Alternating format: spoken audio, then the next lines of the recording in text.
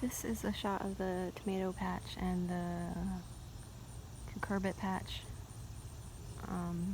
in the morning after they've had a little drink, just because I think they look so beautiful. They look like they sparkle. So tomatoes, eggplant, basils,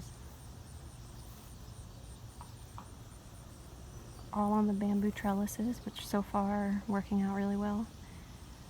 And then the front there are very late planted delicata and cucumbers, delicata squash and cucumbers. There's a row of Peruviana zinnias, which I'm super excited about growing. I've never had those before. They are like a beautiful terracotta color. In the next section, the zucchinis are growing vertically in cages. There's one hidden behind there, and that burlap looking like the ghost of zucchini's past, but hopefully she'll peek up and thrive in the next couple weeks. And then there's a really beautiful, let's see here, there it is. Is that it? That's it? The Borage?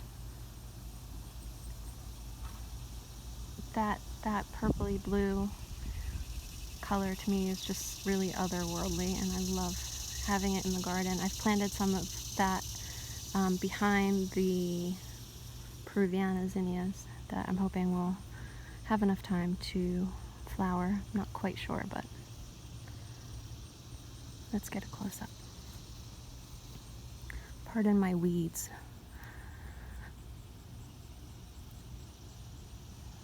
So these just had a nice little drink this morning. They're small, but that color really packs a punch, and once these start to fill out,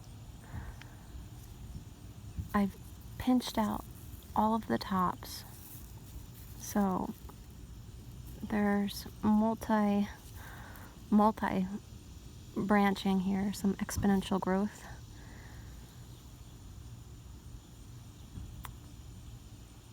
Charles Dowding, the no-dig gardener in the UK, had like a red zinnia in his garden. I thought it was so beautiful, and I'd always wanted to try these, so this is my little compromise, because I don't usually go full on red, but again, it's more like a terracotta.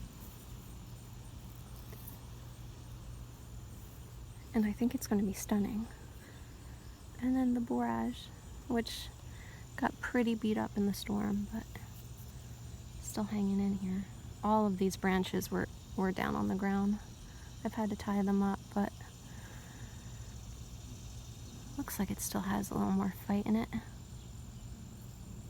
These are edible flowers too, and they taste like sweet cucumber. So I will probably attempt cutting this back a little bit, maybe in another week or two. Let's see here. Is that new? I can't tell if that's a new bloom or a spent bloom. Let's see. Okay, so there's the new ones. See it? Maybe I should just leave it.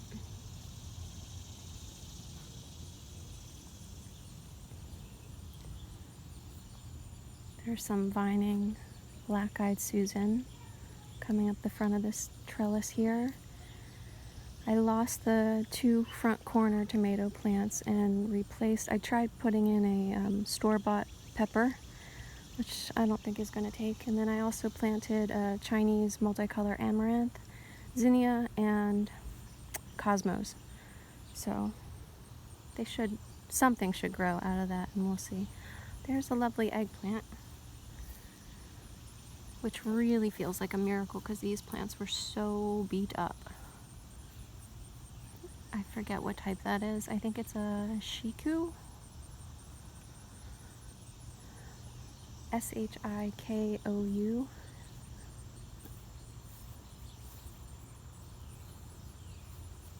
And then the basil.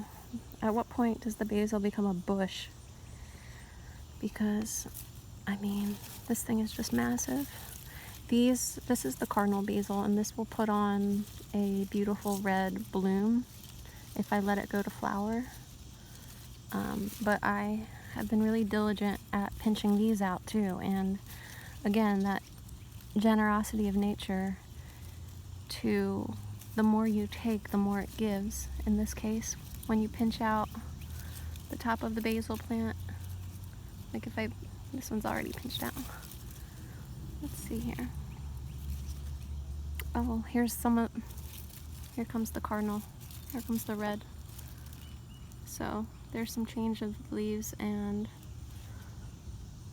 like I said, red flower should bloom from that if I let it go. Well, this one's a little damaged, so nope.